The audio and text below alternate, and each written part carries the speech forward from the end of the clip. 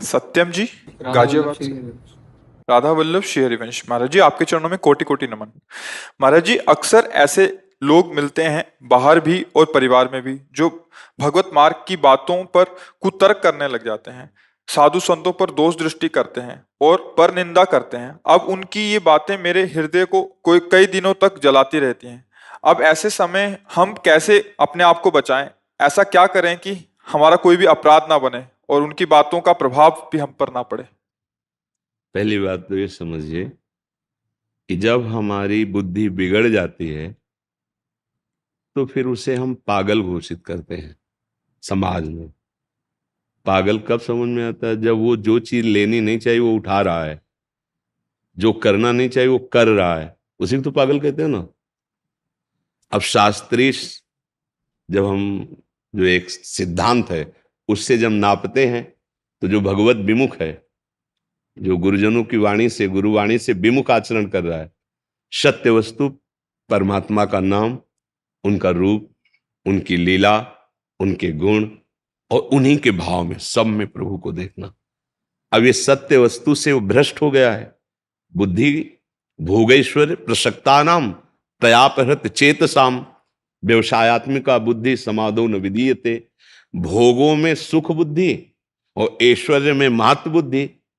अब वो शरीराभिमानी केवल एक ही लक्ष्य रखे कि इंद्रियों से मनमानी भोग भोगने को मिले और खूब संपत्ति हो जाए जिससे भोग भोग सके आगे भी। तो बातुल भूत विवश मतवारे, ते नहीं बोले ही बचन विचारे, तिनकर कहा सुनी नहीं काना। बस ऐसे लोगों को हम भगवान से प्रार्थना करते हैं कि उन्हें सद्बुद्धि दें। हम उनका निंदा करना या विरोध करना या उपहास करना अपने हृदय से नहीं लेते। जैसे कोई रोड में चलता हुआ पागल आदमी गालियां देने लगे, थूक दे हमारे ऊपर या मारने की चेष्टा करे, तुम अपने को बचाएंगे और हटेंगे। अगर हम भिड़ गए तो चार लोग हमको क्या बोलेंगे? तुम्हारा तुम्हारा दिमाग खराब है, जान रहे बेचारा पागल, यार क्यों ऐसी तुम उससे, वो पागल आदमी, ऐसा बोलेगे ना। बस ऐसे ही शास्त्र और साधु कह रहे हैं, जिनकी बुद्धि माया से ग्रसित होकर भ्रष्ट हो गई है, अधर्माचरण परायण है, जो नाना प्रकार के भोग वासनाओं में विचरते रहते हैं, वो गिर गए अपनी स्थिति से। उनकी बुद्धि सही निर्णय नहीं कर रही। तो हमें उनसे दूरी बनाना है, ना कि उनसे लड़ना है, उनको निंदा करनी है, उनकी अवहेलना, चाहे वो घर का हो चाहे बाहर का हो। हाँ, परमार्थ का पथिक किसी बाहरी सहयोग से अपने को नहीं बचाता, विवेक के द्वारा ज्ञान के द्वारा अपने को बचाता है। ये बात ध्यान रखना। जैसे बाहरी शरीर की रक्षा के लिए शस्त्र, ऐसे आंतरिक विचारों की पवित्रता और रक्षा के लिए शास्त्र वाक्य गुरुवाणी, उसके अनुसार हम चलेंगे ना, हमें कोई परेशानी अंदर पैदा नहीं कर सकता। वो अंदर परेशानी नहीं है तो बाहर की परेशानी कुछ नहीं बिगाड़ सकती। वो बाहर एसी रूम में बैठे हैं, वो अंदर से परेशान है, अंदर से जल रहे हैं, तो शांति नहीं है। बात समझ लीजिए। हमें भगवान ने कृपा करके सतमार्ग में चलने का अवसर दिया, तो अब जो मायाग्रसित बुद्धि है वो तो बुरा मानेगी, अगर ना मानती तो वो भी तो सतमार्ग में चलती। तो अब हमें उनकी बात नहीं सुननी। हमारे तो शास्त्रों में यहां तक वर्णन है, जिसके हृदय में हरि भक्ति नहीं, धर्म नहीं, वो जीवित मरा हुआ प्राणी है। जिन हरि भगति हृदय नहीं आनी, जीवित सब समान ते प्राणी। अब मुर्दे से क्या आकांक्षा करोगे? समझ रहे हो ना? बस प्रणाम कर लो, अपने मार्ग में चलो। ये हम बिल्कुल नीचे उतर कर आपको समझा रहे हैं। नहीं, अगर हम परमार्थ की ऊंचाई से बात करें तो जिसकी आराधना कर रहे हो वही तुम्हारी परीक्षा के लिए तुम्हें कटुवचन बोल रहा है, वही तुम्हारी परीक्षा के लिए कि तुम कितने पुष्ट हो, वही प्रतिकूलता पैदा कर रहा है। दूसरा कोई है ही नहीं, एक ही घट घट में रमा हुआ वही परम तत्व जिसकी तुम आराधना करके प्राप्त करना चाहते हो, तुम्हारे सामने तुम्हारी परीक्षा के लिए तुम्हारे ही उपासना के विरुद्ध आचरण कर रहा है। अब करो उस पर भगवत भाव, पर उतनी क्षमता नहीं। तो इसीलिए हम नीचे से आपको समझा रहे कि जैसी योग्यता होती वैसे उस परमार्थ के शब्दों का प्रयोग किया जाता है। आप समझ पा रहे हैं जी? ब्रिगेडियर रमेश जी, जी राधे राधे। महाराज जी, आपके चरणों में साष्टांग दंड प्रणाम। महाराज जी, पिछली बार एकांतिक वार्तालाप में आपने मुझे गुरु मंत्र लेते हुए पवित्रता की कुछ सावधानियां बताई थी। आपकी कृपा से आज्ञा कारी बनने का प्रयास किया और बहुत फायदा भी हुआ। इसी प्रकार आपके कुछ पुराने 6-7 साल पुराने प्रवचन विशेषकर सावधानियों के ऊपर, जैसे वृंदावन में आकर विग्रह मूर्ति के दर्शन करते समय, संतों से मिलते वक्त आदि प्रवचन सुनने के बाद और आपकी कृपा से अच्छा लग रहा है। महाराज जी, इस बार मेरा प्रश्न है कि प्रसाद की पवित्रता पर है। सभी को मालूम है और आपने भी कई प्रवचनों में बताया है कि आहार पवित्र होना चाहिए। हमारा आहार की पवित्रता की पहली ही सीढ़ी है, अर्थात की पवित्रता। कुछ लोग ठीक ढंग से नहीं कमाया हुआ धन धार्मिक स्थानों पर दान करते हैं, इससे प्रसाद की पवित्रता पर संदेह होता है। हम अमूमन उन प्रसाद को विग्रह को समर्पित करके ग्रहण कर लेते हैं, पर कोई धार्मिक स्थानों पर ऐसा संभव नहीं होता। यहाँ पर प्रसाद बहुत अल्प मात्रा में ले लेते हैं, पर ग्रहण खाते समय किसी सुरक्षित स्थान जैसे पेड़ के नीचे रख देते हैं। ऐसा करना कोई अपराध तो नहीं है महाराज जी? ये मतलब मंदिर आदि से प्रसाद तो ले लेते हाँ, हैं। मतलब हम समझ गए आपकी बात। इसमें भाव ये रखना है कि जैसे आप प्रगट में, देवालय में, जैसे बाहर आपको कोई रोड में बांट रहा है तो लीजिए भी मत। जैसे नहीं, कोई दान की भावना से हलवा बांट रहा है, पूड़ी बांट रहा है, ऐसे आप गृहस्थ हैं, आप कमाते हैं, आप अपने पैसे से प्रयोग कीजिए। किसी के दान पुण्य लेने तो आप धाम आए नहीं। अब रही मंदिर की बात, जैसे आप बिहारी जी मंदिर गए, राधा वल्लभ जी मंदिर गए, वहां जो अंदर से प्रसाद मिल रहा है उसको किनका लिया, किनका समझ रहे हैं, और 4 लोगों को बांट दिया। अच्छा, इतना है कि आप बांटे नहीं और आप निकल आए हैं, तो यहाँ की जैसे गाय हैं, अन्य जीव, आप उनको पवा दीजिए, वो भी ब्रजवासी जन है। ये बहुत सुंदर बात आपकी है, इसमें हम सपोर्ट करते हैं। पर उसको ऐसे रख देना उचित नहीं है अपने सामने। अगर आपको ऐसा लग रहा है तो फिर आप यमुना जी चले जाइए और यमुना जी को प्रदान कर दीजिए। उसमें बहुत सी मछलियां, जीव जंतु, और यमुना रस रानी स्वयं प्रसाद प्रभु का स्वीकार करें। ऐसे रख देना अनादर हो जाएगा, अवहेलना हो जाएगी। प्रसाद भगवत स्वरूप है उसे। पर ये हम इस बात को भी सपोर्ट करते हैं कि ठाकुर सर्वसमर्थ है। अब वो चाहे विश्व का कितना भी बड़ा पापी हो, पाप से कमाया हुआ धन हो, वो प्रभु को अर्पित कर तो मालिक है। उनके तो सब बच्चे ही ठहरे ना। नहीं, हमारी सामर्थ्य नहीं उसे हम पचा लें, वो तो सर्व सामर्थ्यशाली। अग्नि में चंदन डालो और चाहे विष्ठा डालो, वो दोनों को अपना ही स्वरूप प्रदान करेगी। अग्नि में बना देगी? नहीं बना देगी, लेकिन अपनी सामर्थ्य नहीं। एक बार क्या हुआ, ये झाड़ू मंडल स्थान है, उसमें सिद्ध बलराम दास बाबा जी महाराज अपने परिकर के साथ रहते थे। ये ब्रज के भक्तों में भी चरित्र है। तो एक दिन वो सुबह बैठे हुए थे, यमुना किनारे ही आश्रम है, तो अचानक दृष्टि गई तो यमुना जी में माताएं बहनें स्नान कर रही थी। तो स्नान करते समय वस्त्र शरीर में गीला, तो उनके हृदय में एकदम काम वासना जागृत हुई। काम वासना।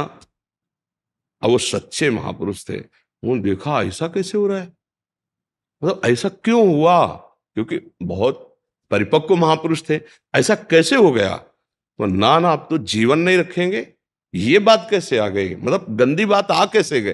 देखो, जब आंख में गिरता है छोटा किनका तो बहुत करता है, पीठ में गिर जाए तो नहीं। तो जो अपवित्र हृदय होता है वो पीठ जैसा होता है, बड़ी से बड़ी बात निकल। लेकिन जो पवित्र हृदय होता है आंख जैसा, जरा सा भी गिरा तो उनको बहुत कष्टप्रद लगता है। तो अन्य जो उनके निजजन सेवी जन थे, तो उन्होंने कहा कि बाबा हमारी इच्छा है कि परिक्रमा लगाई जाए वृंदावन की, कीर्तन करते हुए। फिर आप जैसा बाद में बताएंगे वैसा हम करें। वृंदावन की नाम कीर्तन करते परिक्रमा, और उसका प्रभाव खत्म, एकदम हृदय शांत, जैसे नशा उतर गया हो। तो उनका कल कहाँ से प्रसाद आया था? तो उस समय श्री ठाकुर गोविंद देव जी महाराज, जो इस समय बाहर कहाँ है, जयपुर में है, वो यहीं वृंदावन के ठाकुर उस समय वृंदावन में विराजमान थे। तो बोले गोविंद देव जी का कल प्रसाद आया था पूरा, तो पाया गया। तो उनका गोविंद देव जी का प्रसाद पूछो जाके किसने भोग लगाया था। तो प्रधान सेवक से जब पूछा तो बोले कलकत्ता की वैश्या आई थी और उसने सब श्रृंगार और भोग सब। उनका अब ना पाए तो प्रसाद का अपमान होता, पाए तो ये दशा होती। वो महापुरुष थे, ठाकुर जी के पास गए सीधे, ऐसे दृष्टि मिले। अब अपने तो उनसे गुस्सा भी तो उन्हीं से की जाएगी कि आप प्रसाद ना पावे तो प्रसाद का अपमान होता, प्रसाद पावे तो भाव बिगड़ा। अब हम क्या करें? वहां से आ गए, ठाकुर जी उनके ध्यान में प्रकट हुए और कहा देखो हमारा पूरा जगत है, हमारे सामने तो जो आएगा हम उसे स्वीकार करेंगे। आप किनका रख लो और भिक्षा मांग के पाओ, हमारा तो पूरा जगत है। तब ये सिद्धांत है कि जैसे प्रसाद मिला, किनका ले लिया और 4 लोगों को बांट दिया, या फिर ऐसे दे दिए, या यमुना रसरानी, उसको ऐसे रख के छोड़ के चल देना, अनादर नहीं करना है भगवत स्वरूप पर। ये बिल्कुल बात है। ठाकुर तो सर्व समर्थ है, हमारी सामर्थ्य नहीं कि हम सब कुछ पचा सके। उपासक को ये सावधानी जरूर रखनी चाहिए। ऐसा जैसे विरक्त जन है, भिक्षावृत्ति का अवलंबन, मधुकरी मतलब भौरा जैसे हर पुष्प से थोड़ा थोड़ा पराग लेके अपना पेट भर लेता है, ऐसे 4 घरों में मांग ले। संतों की अलग अलग वृत्ति होती। एक होती है आकाश वृत्ति, जैसे अपने लोग आकाश वृत्ति, पहले भिक्षा वृत्ति से अब आकाश वृत्ति में, कि जैसा हरि जो भेज दें, जो आ गया उसी से बिजली का बिल भरो, दाल और रोटी और ठाकुर का भोग लगाओ। मांगेंगे नहीं, जीवन जितना है प्रभु को अर्पित करके। आकाश वृत्ति, कोई कोई महात्मा अजगर वृत्ति से, स्वयं जो सामने आ गया, अब जैसे आकाश वृत्ति में पैसा आ गया तो हम उससे खरीद के कर रहे हैं, लेकिन अजगर वृत्ति में ऐसा नहीं, जो सामने आहार आ गया उसे पा लिया, ले सब छोड़ दिया। अलग अलग वृत्ति। तो मधुकर वृत्ति ज्यादा प्रशंसनीय, कि 5 घरों में चले गए और रोटी मांगी, 5 रोटी पाई, उसे मधुकरी वृत्ति कहते हैं।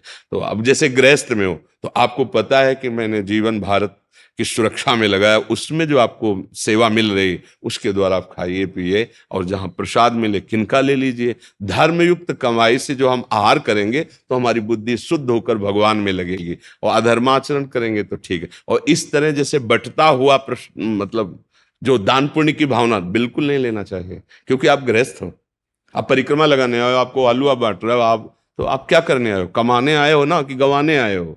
अरे वो कमा रहा है और तुम गंवा रहे हो हलवा खा के। उपवास कर लो, एक दिन मर थोड़ी जाओगे। वृंदावन की परिक्रमा करो, नाम जप करो और फिर चले गए तो आपका पुण्य बच गया। आपके पास 10 रुपये आए, 2 रुपये का आप किसी जीव की सेवा में लगा दो, किसी को दे दो, फल लिया दे दिया। आप क्यों ले? आप तो गृहस्थी में हो ना।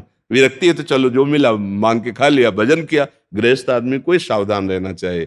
जैसे गुरुद्वारे या कहीं गए तो वहां तो गुरु प्रसाद मिलता है, भगवत प्रसाद तो पाओ, और जैसे कुछ आपके पास तो सेवा में चरणों में अर्पित करो। ऐसे नहीं कि पाए हो मुझे में ताव दिए चले आए, फिर ठीक नहीं। आप गृहस्थ हो, आप कमाते हो, तो वहां जो मान लो कहीं भी है संत समुदाय में गुरुजनों के द्वारा जो तो दिया हुआ है तो है ना, वहां कोई तो आप भी दीजिए। 100 रुपया आप रख दिए, प्रसाद लिया, कोई बात नहीं हुई। जैसे गुरुद्वारा है सब तो खूब भंडारे चलते थे गुरुवाणी की कृपा से खूब, तो अपना कर्तव्य है कि पाओ प्रसाद वहां, गुरुवाणी को भोग लगाए, पर वहां सेवा कर दो, वहां पोछा लगा दो, सोहनी लगा दो। मान लो किसी के पास अर्थ सुविधा है तो शरीर है ना, हवा करो वहां बैठे हुए जनों की, पादुकाएं साफ कर दो, पोछा लगा दो, कुछ करो। ऐसे अगर किए तो गवा दोगे, फिर क्या है। तो ये सावधानी अच्छा है, बहुत अच्छा है प्रश्न आपका, आदरणीय है। कृष्णा बेरीबाल जी कोलकाता से। महाराज जी आपके चरणों में कोटि कोटि प्रणाम।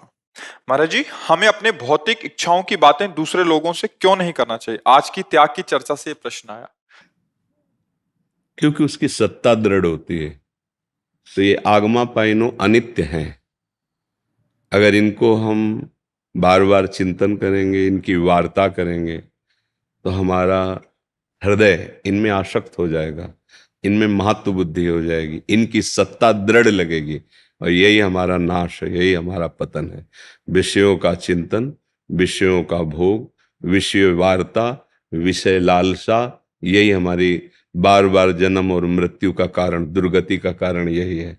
इसीलिए इनकी ना तो वार्ता करनी है, तो बोधयंता परस्परम, भगवान कहते हैं परस्पर मेरी वार्ता करो, तुम्हारी वाणी पवित्र हो जाएगी।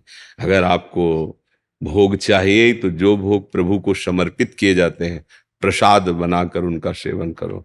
धर्म युक्त, धर्म की सीमा के अंतर्गत भोग, तो वो किसी से कहने की जरूरत नहीं है, भगवान से भी मांगने की जरूरत नहीं है। क्यों? क्योंकि भगवान से हम सत्य वस्तु मांगे कि भोग मांगे। एक जैसे गरीब आदमी है, वो किसी चक्रवर्ती सम्राट के पास जाए और उससे कहा जाए तुम्हारी जो इच्छा हो मांग लो, कहेगा 1 साल का भैंस गाय का चारा दे दो, 1 साल की रोटी की व्यवस्था कर दो।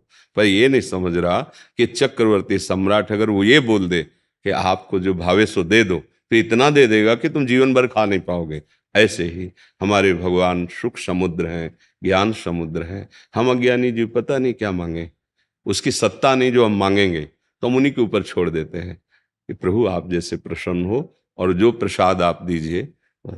तो फिर हम मांगे भी क्यों प्रभु से? कोई अज्ञानी है क्या? वो सर्वज्ञ है। जानते हैं, जो उनको उचित लगेगा वो करेंगे। हम तो उनके आश्रित होकर फिर दूसरों से जब हम विषय वार्ता करते हैं तो उसकी सत्ता दृढ़ होती है। समझ में आ रही है आपकी? अगर भजन नहीं करते तो क्या समझ में आएगा? अध्यात्म वार्ता है। हम अंदर से समझते हैं कि एक मेरी इंद्रियों की कमजोरी है, निकल जाओगे, और उनकी सत्ता दे दी, हर्षित होकर भोगे तो अनंत जन्म हो गए उन्हीं भोगों को भोगते हुए। माया की एक बड़ी शक्ति है जिसका नाम है विस्मृति कराना। परसों आप मध्याह्न में क्या पाए थे? परसों पर विस्मृति करा रहे, तो पिछले जन्म में आप क्या थे? देखो, उसका काम, माया का काम है विस्मृति कराना। मतलब बार बार मां के गर्भ में भयंकर दुख भोगे हैं, बार बार नाना प्रकार की भोग वासनाओं में हम दंड भोगे हैं, लेकिन विस्मृति है सबकी। संसार की सुखद दुखद घटनाओं की कोई ऐसी स्मृति इस जन्म की बड़ी वाली, हाँ हाँ ऐसा नहीं, तो तत्कालिक पूछा जाए तो हमारी जितनी स्मृति है वो सब धूल धूसरित करती जाती माया। और भक्ति का क्या कार्य है? स्मृति प्रदान करना, सत्य वस्तु की स्मृति। जैसे संपूर्ण गीता सुनने के बाद श्री अर्जुन जी कह रहे नष्टो मोहा स्मृतिर लब्धा। माया का काम विस्मृति। तो आपको लगता है कि अगर मैं ये भोग लूं, ये वस्तुएं हों, मैं इनका स्वामी हूं तो मैं सुखी हो जाऊं? कितने वर्ष, कितने दिन? जब हमारी मृत्यु आनी ही है, शरीर छूटना ही है, तो हमें वो वस्तु प्राप्त करनी है जो सनातन हो, जो नित्य हो, और जहां दुख का लेस ना हो। वो है भगवान का नाम, वो है धर्म के आचरण और भगवान की भक्ति युक्त जीवन। ये मांगो, इसके लिए कभी कोई रोक नहीं है। हाँ चलो, अगर सांसारिक बात भी मांगनी है तो सांसारिक पुरुष नहीं, भगवान से कहो और उनको एक छूट दे दो कि उचित लगे तो दे देना, मेरी मांग ये है। अगर मैं फंसूं और नष्ट हो जाऊं तो मेरे मांगने पर भी मुझे मत देना प्रभु। भक्तों की जो भावनाएं होती हैं, भगवान ने उनको भी अपना ही माना है, जो अर्थार्थी हैं, जो आर्त हैं, जो जिज्ञासु हैं। पर ज्ञानी को अपनी आत्मा कहा है, अर्थात मैं ही ज्ञानी हूं। ज्ञान स्वरूप ब्रह्मविद ब्रह्मवि भवति। आपको समझ में आ रही है हमारी बात? जी जी। हाँ, तो हम ये कह रहे हैं कि किसी से कहने की क्या जरूरत है, क्योंकि इनकी सत्ता नहीं है। जब हम इनकी चर्चा करते हैं ना तो इनकी सत्ता दृढ़ होती है। अब देखो, जैसे अंदर कोई विकार आ रहा है और आप सत्संगी हो, ऐसे नहीं, तेरी सत्ता ही नहीं, अब तू मेरा कुछ नहीं बिगाड़ सकता, राधा राधा राधा। वो स्फुरित होगा, जलाएगा, खत्म हो जाएगा। फिर स्फुरित होगा, अब उससे कम जलाएगा, फिर खत्म हो जाएगा। फिर स्फुरित होगा, फिर और कम जलाए, एक दिन आएगा कि स्फुरित ही नहीं होगा। अब वो जहां स्फुरण करके, उसका नाम मनमत है। इंद्रियां और मन ये मथित कर देते हैं, व्याकुल कर देते हैं, और हमारे को पता नहीं है कि इनसे कैसे हटना है। मन और इंद्रियों में तदात्म है तो हम भोगों में शांति के लिए उतर जाते हैं। और भगवान ने कहा त्यागात शांति अनंतरम, और हम समझते हैं भोगात शांति अनंतरम।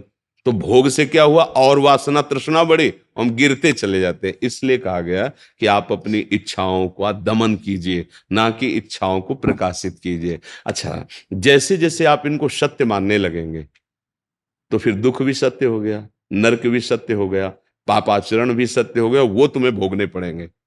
बिल्कुल आप ये समझो कि आप जैसा सोचोगे वैसा बन जाओगे, जैसा सोचोगे वैसा दिखाई देने लगेगा। ये जादू का तमाशा है, भगवान की माया का ऐसा जादू है।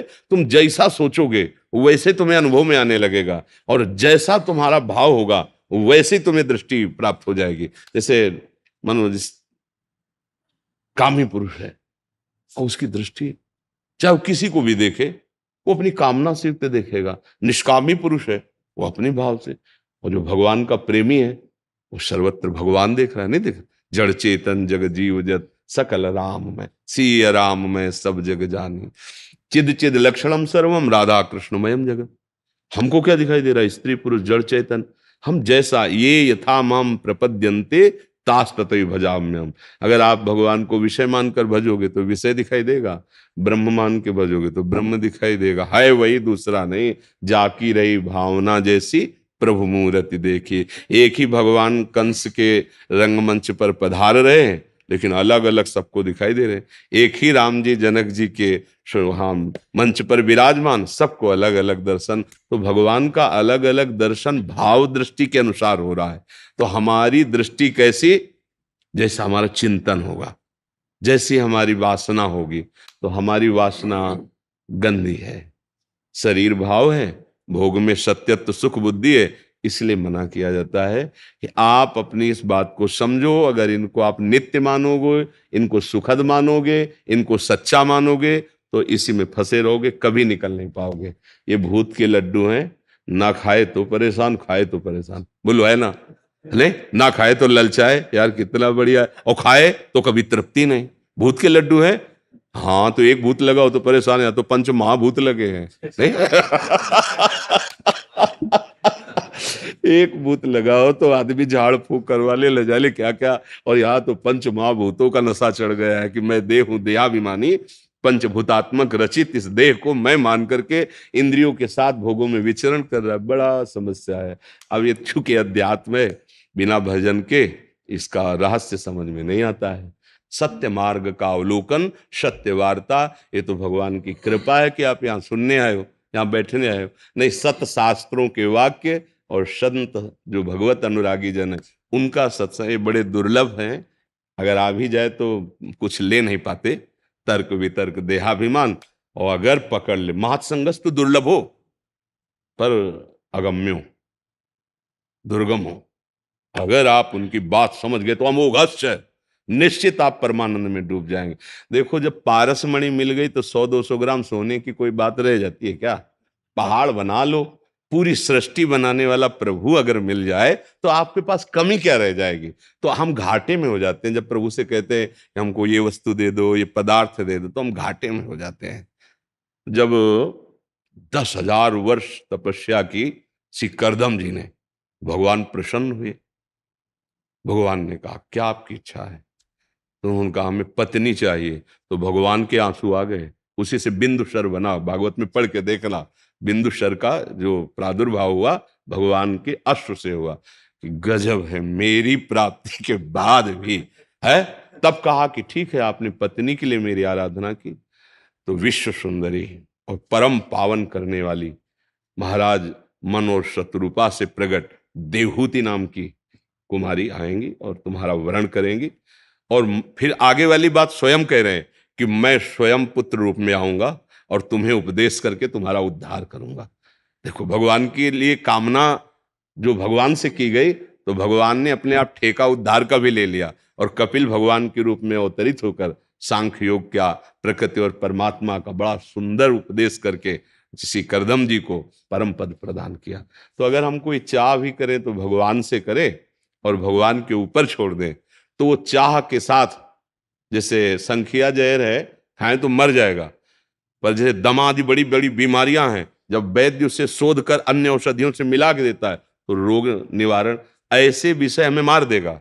और वही विषय जब भगवद अर्पित प्रसाद हो जाता है तो प्रसादे सर्व दुखा नाम महानिरस्य उपजायते। इसलिए रोकते हैं कि असत वस्तु की सत्ता को दृढ़ मत करो, ना सतो विद्यते भाव, ना भाव विद्यते सता। समझ पा रहे आप जी? राधा राधा। एडवोकेट अमित पुरी जी। राधे राधे। राधे राधे महाराज जी, आपके चरणों में कोटि कोटि प्रणाम। गुरुदेव, कलयुग में अपने कर्म पर नजर कैसे रखें? मोह माया लोभ अहंकार नजर इत्यादि करने का वाला होता कौन है, ये समझना पड़ेगा ना।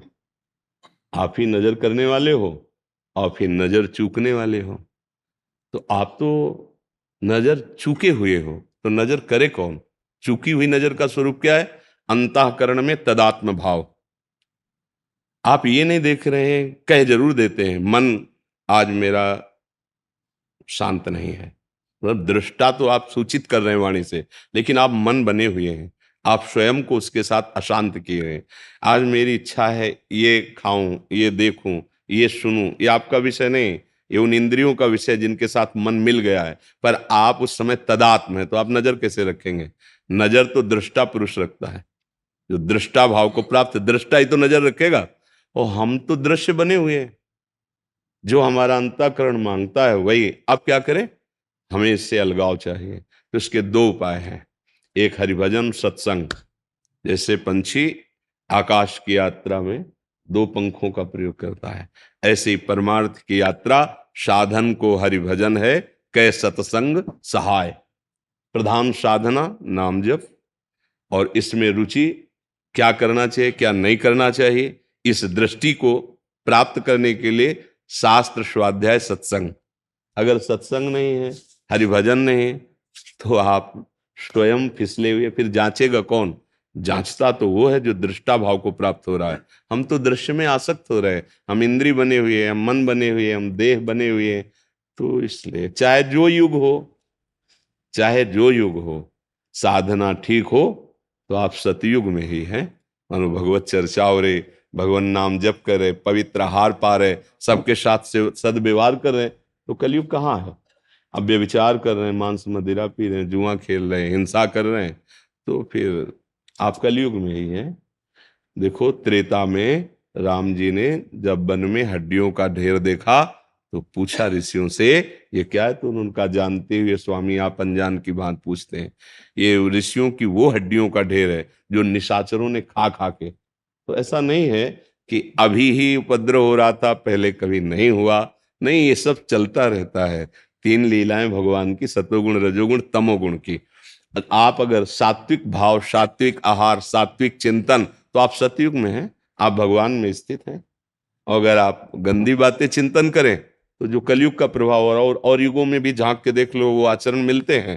क्योंकि जो तमोगुण को रजोगुण को स्वीकार किए उसके आचरण वही होंगे। हाँ, कलयुग में थोड़ा विशेषता है, कलयुग के प्रभाव की विशेषता है, पर भगवान के नाम से बढ़कर थोड़ी कलयुग सामर्थ्यशाली। अगर हम नाम जप करते हैं, सत्य शास्त्रों के अनुसार चलते हैं, तो हमारे ऊपर कलयुग का कोई प्रभाव नहीं रहेगा। कलयुग का प्रभाव तब होता है जब भगवत विमुख होते हैं। देखो, कलयुग के प्रभाव को रखा गया है मदिरा पीना, परिस्त्री गमन करना, स्वर्ण चोरी अर्थात चोरी करना, हिंसा, मारकाट, मांस आदि खाना नहीं, और द्वित कीड़ा, छल कपट, जुआ आदि। अगर ये आचरण नहीं है तो आपके ऊपर कलयुग का प्रभाव नहीं पड़ेगा। ये आचरण है तो आप कोई भी हो, प्रभाव उसका पड़ेगा। कलयुग जो है वो ऐसे अटैक नहीं करता, जब आप उसके स्थान दोगे तभी वो आएगा। नहीं तो नाम जप करो, भगवत आराधना, क्या कलयुग है, क्या कलयुग है? बोलो कहाँ कलयुग? सुबह से शुरू है 1:30 बजे रात्रि से लाइन पे खड़े हैं। आप सोचो, पूरा रोड 2 किलोमीटर का है, वहां से यहाँ तक, यहाँ गेट से लेकर वहां उस गेट तक 2 किलोमीटर, व्यक्ति ही व्यक्ति, व्यक्ति ही व्यक्ति। क्या है? आपके अंदर भाव आया है। तो कलयुग, अगर कलयुग आपके ऊपर होता तो आप कहीं और खड़े होते, यहाँ नहीं खड़े होते। यहाँ खड़े हैं मतलब कलयुग नहीं है। आप देखो, राधा राधा राधा राधा ऐसे चिल्ला रहे हैं और घंटों से पहले खड़े हैं। मतलब अगर हम 2-2:30 बजे निकलते तो वो पहले से खड़े हैं। अगर वो जो श्रृंगार करते हैं रोड में, वो उसको देखो तो ऐसा लगता है 2-3 घंटे पहले किया होगा। पत्रावली सब ऐसे रचना हो, सब चौक पूरना। ये कलयुग है, भला एक कलयुग है। अगर कलयुग होता है तो हमें धक्का मार करके निकल जाते। नहीं, वो तो ऐसे फूल बरसा रहे हैं। और आप शराब खाने में देखो जाके, जहां मदिरा ले वहां कलयुग आपको दिखाई देगा। जहां व्यभिचार होता है वहां कलयुग दिखाए, जहां जुआ हो रहा है वहां कलयुग होगा, जहां हिंसा चोर वहां कलयुग होगा। देखो, हर युग का प्रभाव अभी है। अब आप किस युग को धारण करते, बस बात ये है। आप अच्छे आचरण करो, नाम जप करो, अच्छे से चलो, तो आप देखो जो सतयुग का प्रभाव वो आपको दिखाई देगा। और जो भगवान के समय, त्रेता में, सतयुग में, द्वापर में, भगवान के अवतार के समय भी वो जो भगवत भाव के नहीं थे, तो उनमें वही सब था जो कलयुग में वही सब था। मार काट, व्यभिचार, गंदे आचरण, भगवान के आगे किसी की नहीं चलती। हम नाम जप करें, भगवत आश्रित रहे। समझ रहे आप? चंद्रपाल जी आगरा से। श्री हरिवंश आगरा। श्री हरिवंश महाराज जी, महाराज जी आज राधा नाम की गूंज गांव गांव नगर नगर हो रही है। कलयुगी यंत्र मोबाइल को जो भी जैसा भी व्यक्ति छोटा या बड़ा चला रहा है वो एक बार दिन में आपको जरूर सुन लेता है। आज लोगों में बहुत समय बाद ऐसा विश्वास जग रहा है कि ये बाबा हमारे हैं, हमारी समस्याओं से निकालकर प्रभु भक्ति में लगा रहे हैं। राधा रानी ने हमको आप दिए बारंबार नमस्कार महाराज जी। हाँ, महाराज जी इसमें बात है कि प्रभु का ही विधान है। जैसे साउंड बहुत बढ़िया बोल रहा हो, तो साउंड की खास बात नहीं, बात है कि पीछे जो मशीन है ना, उसमें जो चिप में भरा है वो बोल रहा है। तो ये साउंड है जो एक बाबा रूप रखे हुए है, पर इसमें जो अंदर चिप है वो प्रिया जो प्रभु है, उसी से सबका मंगल हो रहा है। मतलब बाहर से ना हम, अगर हम कहें तो ना हमारी सामर्थ है, ना हमारा प्रभाव है। ये हमारे प्रियालाल की सामर्थ है और ये प्रियालाल का प्रभाव है। जान पाए तो जान ले, पर किसी भी भाव से, जैसे हम मंदिर जाते तो प्रभु मंदिर में तो बहुत ऊंचे अंदर पर हम प्रथम सीढ़ी से प्रणाम शुरू कर देते हैं कि मेरे प्रभु का मंदिर है। तो ऐसे इस देह मंदिर पर भाव कर लो, तो आंतरिक विराजमान जो प्रभु हैं उन तक पहुंच हो जाएगी। बस बात ये है। पर यहाँ कहीं कोई ऐसा नहीं कि हमारी श्रेष्ठता या हमारा प्रभाव, ऐसा नहीं है। इसमें जो विराजमान है वो प्रभु का खेल है।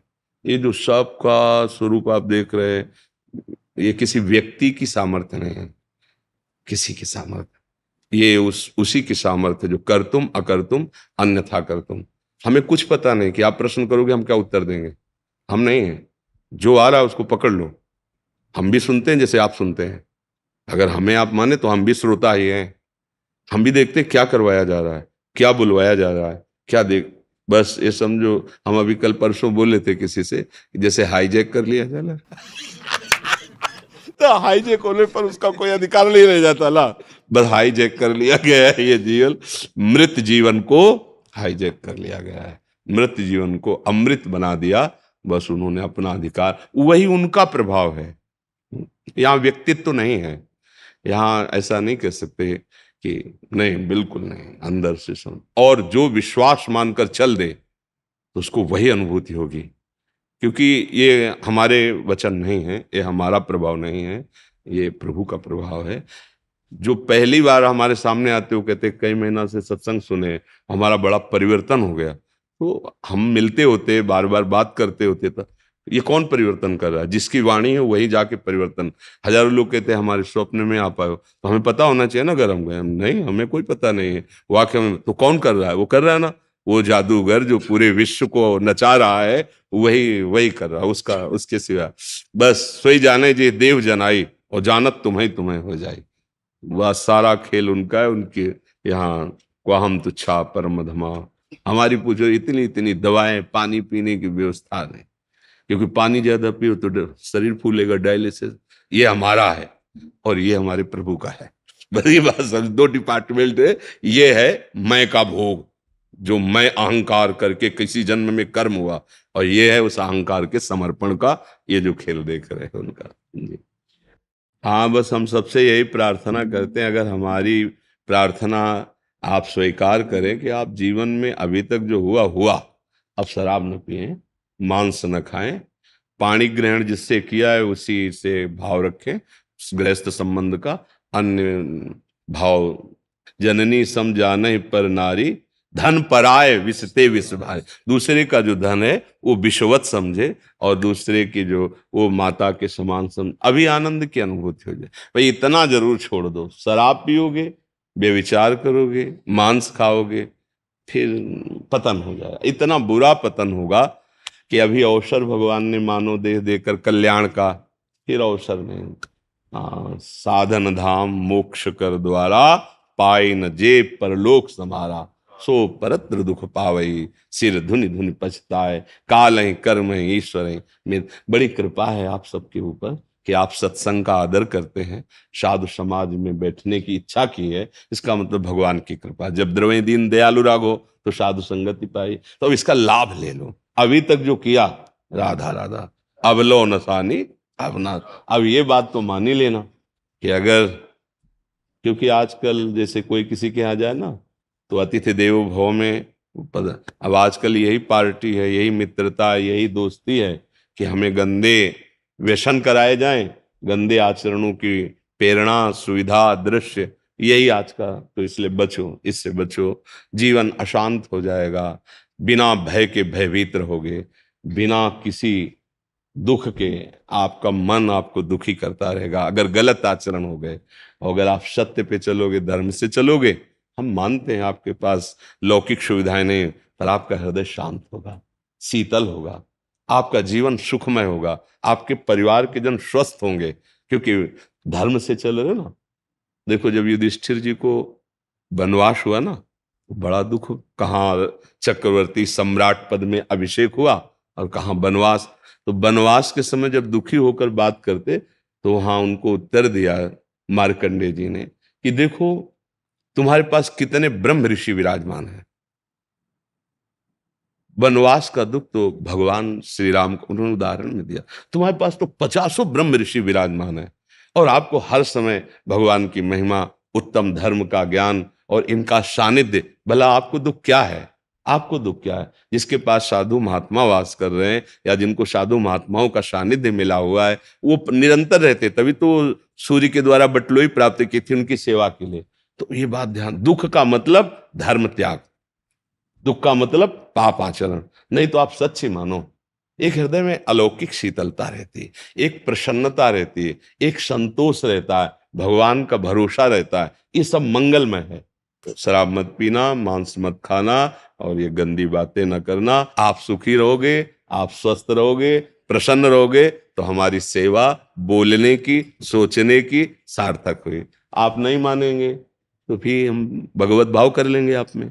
आप मानेंगे तो हम अपना बच्चा मान लेंगे, अपना परिवार का सदस्य मान लेंगे। नाते नेह राम के मनियत, सुहृद सुसेव्य जहां लो। तो हमें देखकर आपको प्रसन्नता होगी, यही जीवन का हमारे लाभ।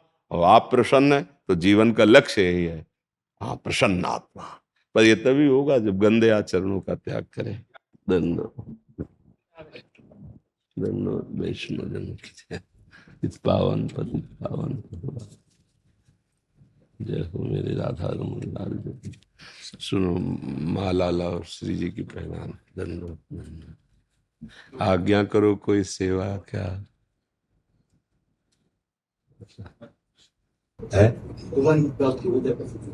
हाँ, उसके लिए सही मानो तो कुछ करने से प्राप्त नहीं होते, होने से हो जाते हैं।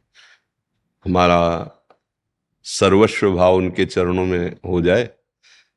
जैसे मान लो कहा जाए कि भजन करने से भगवान की प्राप्ति हो जाती है, तो भजन का स्वरूप भी यही है कि उनके सिवा हमारे हृदय में और कोई आश्रय और कोई आश और कोई चिंतन न रह जाए, तो भगवान का साक्षात्कार बहुत सुलभ हो जाता है। अनन्य चेता सततम यो माम स्मृति नित्य सहा तस्याहम सुलभा पार्थ है नित्य युक्त योगिना।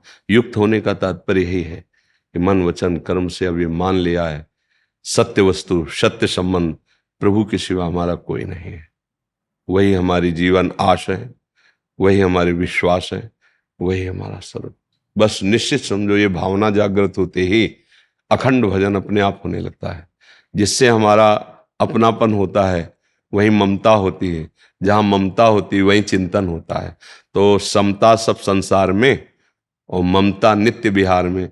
श्यामा श्याम हमारे आराध्य देव, आप मानो सिया राम। तो जो हमारे आराध्य देव हैं उनमें ममता हो और संपूर्ण विश्व में समदृष्टि हो जाए कि मेरे प्रभु ही विराजमान है, बस बात बन गई। जब इंद्रिय और मन में ममता होती है तो भोग प्रिय लगते हैं, और जब प्रभु के चरणों में ममता होती है तो नाम रूप लीला गुण संत जनों का संग उनके चरित्र ये सब प्राण प्रिय लगने लगते हैं। जब प्रभु की सिवा और कोई स्मृति नहीं तो निश्चित उसी क्षण उसे भगवत साक्षात्कार हो जाता है। अभी क्या है कि वृत्तियां फैली हुई हैं, उनको धीरे धीरे समेटना है। बस अखंड स्मृति ही भगवत प्राप्ति है। जितना अंतर से भगवत चिंतन में डूबा हुआ उपासक है वैसे ही रूप झलकने लगता है, और जहां सत्यत्व में स्थिति हुई वही साक्षात्कार हो जाता है। एकमात्र प्रभु प्रभु। कई बार बताया है कि कान भय प्राण में, प्राण भय कान में, ही में न जान परे कान है कि प्राण है। ये स्थिति केवल भगवत चिंतन। खूब बढ़िया अवसर है, शरीर स्वस्थ है, नई अवस्था है, निरंतर नाम जप करो। जो असाधन है, विकार वाले इंद्रियों के मार्ग हैं, जबरदस्ती हठात उनको रोको, उनके रोकने की जो व्यथा है उसको सहो, यही तपस्या हो जाएगी। निरंतर भजन भगवत प्राप्ति का सहज सरल उपाय है। समझ रहे ना? हाँ, खूब मस्त रहो।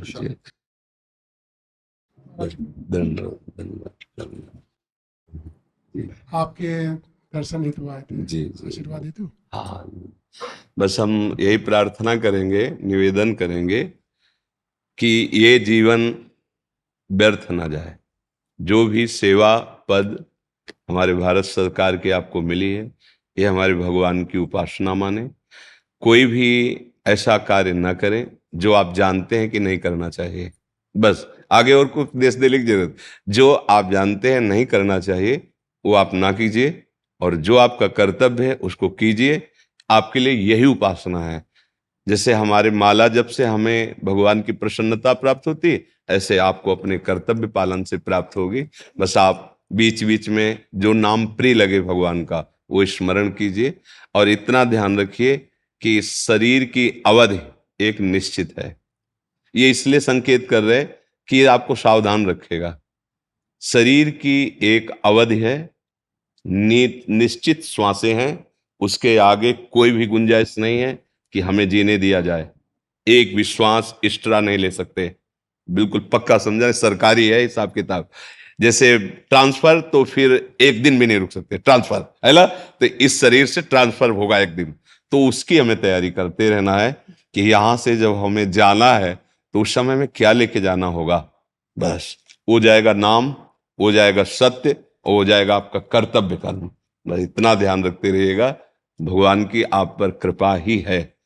कृपा ना होती तो आप संतों का आदर नहीं करते, आप संतों के पास नहीं आते।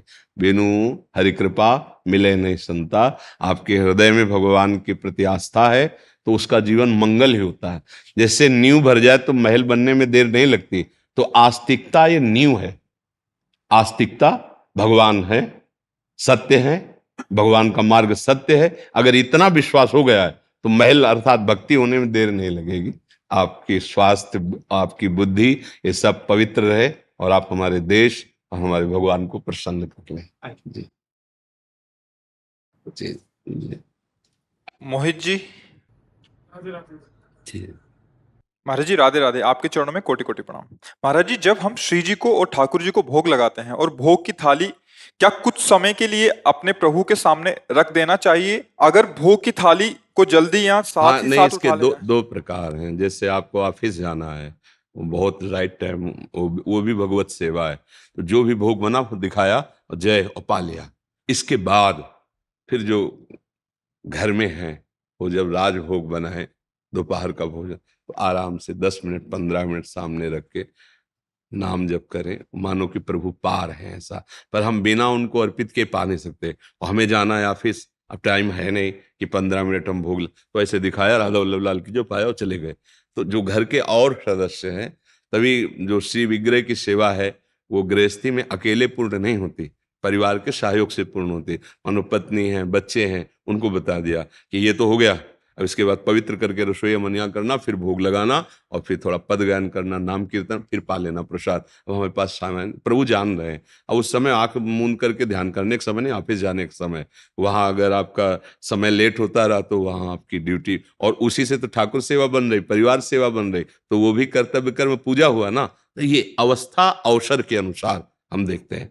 अब आप ट्रेन में चल रहे हो, बिना अर्पित किए पाना नहीं है, पूरे ठाकुर जी को लेके थोड़ी चला जाए। तो राधा वल्लभ लाल की जय, हे प्रभु आपकी तो पानी हो गया, यहाँ बैठे हैं प्रभु पा रहे हैं, ऐसे भाव कर लिए गए। तो विवेकवान पुरुष हर समय प्रभु से जुड़ा रहना चाहिए, चित्त का चिंतन जुड़ना चाहिए, ये बात समझता है। समय है तो पूजा का विस्तार कर दिया, कम समय है तो कम समय में कर लिया, बिल्कुल नहीं है तो चलते चलते पूजा हो जाएगी। राधा वल्लभ लाल की जय। हम अपना बस में बैठे हैं, 2 पराठा पा रहे, सेवा कर लिए जाके ना, राधा वल्लभ, वो भोग लग रहा है, भावना करो प्रभु आपका, आप यहाँ बैठे हो, पा रहे हो गया। समझ रहे ना? सबसे बड़ी खास बात है प्रभु से जुड़े रहना। ये जितनी क्रियाएं हैं ना, प्रभु से जो, प्रभु ही यहाँ अंदर बैठ करके अन्न पचा रहे हैं। अहम वैश्वानरो भूत्वा प्राणिनाम देहमाश्रिता, मैं प्राणियों के अंदर वैश्वानर अग्नि के रूप में, जठराग्नि के रूप में सब अन्न को पचाता, तो वही तो पा रहे हैं ना। तो बाहर से समर्पित किया, समय नहीं है तो भाव से समर्पित किया, पा लिया। प्रभु ही पार है, आप ही पार। जुड़े रहना, प्रभु उप आसन, उपासना मतलब प्रभु के नजदीक रहना, जुड़े रहना। कहीं भी हो, चलते फिरते उठते बैठते प्रभु से जुड़े रहो, परम मंगल हो जाएगा, परम सुख मिल जाएगा। कभी नाम जप से जुड़े, कभी उनकी कथा सुन रहे, सत्संग बहुत बढ़िया। जैसे कलयुगी यंत्र मोबाइल है ना, तो ये इसमें दोष भी है और इसमें महान गुण भी है। कोई भी ऐसा नहीं जिसमें गुण दोष है। अब जिसको दोष लेना है तो दोष ले लो, गुण लेना है तो गुण ले लो। तो गुण इतना बढ़िया है कि आप कहीं भी हो, किसी भी महापुरुष के वचन सुन सकते हो, नहीं कहीं भी सुन सकते हो। अच्छा, आप अकेले फंस गए, बड़ी समस्या है, कितना बढ़िया गुण है। आप किसी को भी सूचना दे सकते हो, पुलिस को दे सकते हो, घर वालों को किसी को भी दे सकते हो। जहां आपकी आवाज नहीं जा सकती वहां मोबाइल पहुंचा देगा, ले पहुंचा देगा। अगर दोस्त देखो, अब एकांत में बैठे गंदी बातें चयन करके देखो तो फिर आपका पतन हो ही जाएगा। तो मोबाइल अच्छी चीज भी है, बहुत लाभदायक है कि जो हम बात आपसे कर रहे हैं ये अभी कम समझ में आई, और इसको 10 बार सुनोगे तो ज्यादा समझ में आ जाएगी। तो 10 बार हमारे रूप को दिखाना, हमारी बात सुनाना मोबाइल काम करेगा। तो हमें तो लगता है कि बहुत बढ़िया। तो अगर हम बढ़िया बात पकड़े तो मोबाइल बहुत बढ़िया है, और अगर बुरी बात पकड़ लें तो फिर गड़बड़ है।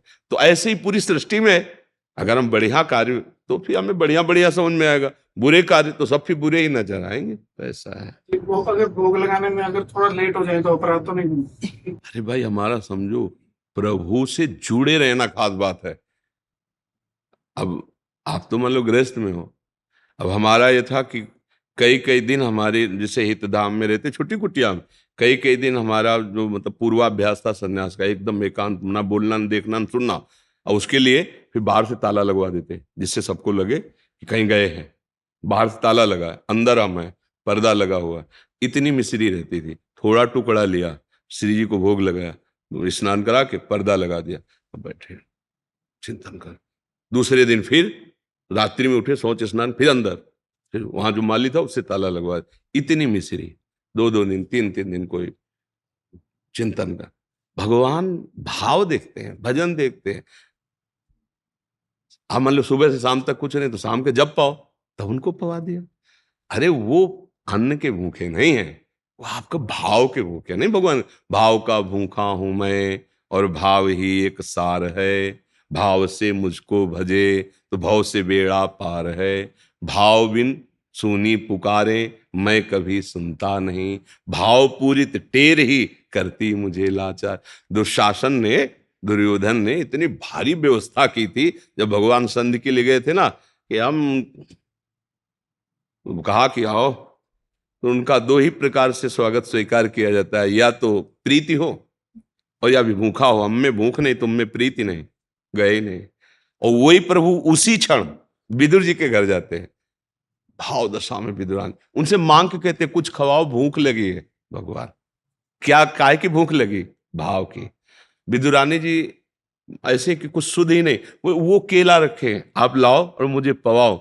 लाई केला, गूदा फेंक रही, छिलका पवा रहे। प्रभु कैसे पा रहे? जैसे स्वादिष्ट पाया जाता है, पुलकित हो रहे हैं। वो पवाने में पुलकित है, प्रभु पाने में पुलकित है। अब विदुर जी जब आए तो उनका, अरे बावरी, ये क्या गूदा सब इधर पड़ा हुआ है, छिलका प्रभु को खवा रहे। ऐसे किया और गूदा, बोले विदुर जी वो स्वाद नहीं, जो काकी के पवाने में स्वाद था वो अब स्वाद, अब स्वाद। भाव भगवान क्या पा रहे हैं? बोले छिलका पा रहे हैं। पा द्वारिकाधीश अनंत ब्रह्मांडों का ऐश्वर्य चरणों में लुट रहा है, और सुदामा जी के जब तंदुल छीन के पा रहे ना, आहा, तो रुक्मिणी जी आश्चर्यचकित हो रहे, ऐसा तो किसी भोग में नहीं बोले। इतने 56 भोग लगते, कभी नहीं बोले। आज एक गरीब ब्राह्मण के तंदुल, चावल भी पूरे नहीं थे, तंदुल बन टुकड़े आ गए, और भगवान ऐसे पारे, रोमांच हो रहा है भगवान को। कहे आज पूरा विश्व तृप्त हो रहा है सुदामा, तुम्हारे इन तंदुलों से आज पूरा विश्व। क्या है, क्या है इनमें? क्या है? भाव, भाव है, भाव। सबरी जी के बेर, बेर कोई बहुत अंगूर है क्या? और भगवान कैसे पा रहे हैं? बार बार प्रशंसा करते हुए पा रहे हैं। क्या है इसमें? बेर में क्या है? बेर कोई प्रशंसा नहीं, भाव। ये बात हम जो कह रहे हैं उसको समझो। आपका भाव है ना, प्रभु मेरे भूखे होंगे, बस काश हमारे पास आधा घंटा समय होता और मैं ऐसा ऐसा ऐसा, वो हो गया, प्रभु ने पा लिया, आपका काम हो गया। भाव सा जुड़े रहो, प्रभु से जुड़े रहो। हाँ, समय है तो हम समय प्रगट में, नहीं तो कर्तव्य। भाई जी से हनुमान प्रसाद पोद्दार जी से बड़े बड़े लोग मिलने आते, संत जन सब मिलने आते। उनकी सेवा में राधे श्याम बंका जी थे, संपादन का कार्य भाई जी की स्थिति के अनुसार, जो कभी कभी भाव में डूब जाते, 20-20 घंटे शुद्ध नहीं तो संपादन कौन करे, वहाँ संपादन, तो वो मिलने नहीं जाते थे। काफी काफी दिन हुए, तो कई भक्तों ने कहा कि आप तो उनके निजी जन हो, बाहर से आते हैं दर्शन करने, आप उनके दर्शन करने नहीं जाते। तो मतलब हमारी समझ में नहीं आ रहा, क्या भाई जी पर आपकी वैसी भावना नहीं जैसे लोगों की है? तो जब बहुत किया था, उन्होंने कहा देखो, भाई जी की आज्ञा का पालन करना भाई जी से मिलने से भी ज्यादा मैं समझता हूँ। अगर हम आज्ञा पालन कर रहे हो, भाई जी निश्चिंत है ना, तो मुझे बात समझो। हाँ, अगर हम प्रभु के जुड़े हैं ना, उनकी आज्ञा पे है ना, बड़ा मस्ती मस्ती।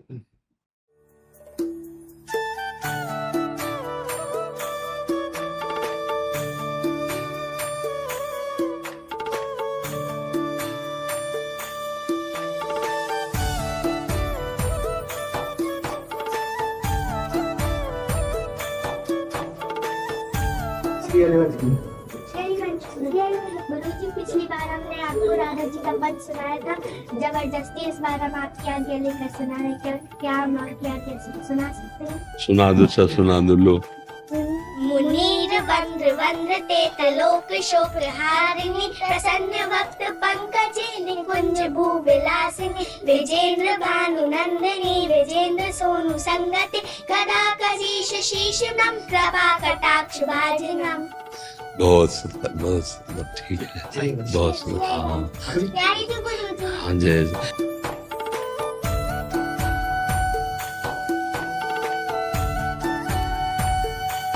जी राधा वल्लभ श्री हरिवंश, श्री हरिवंश, राधा वल्लभ।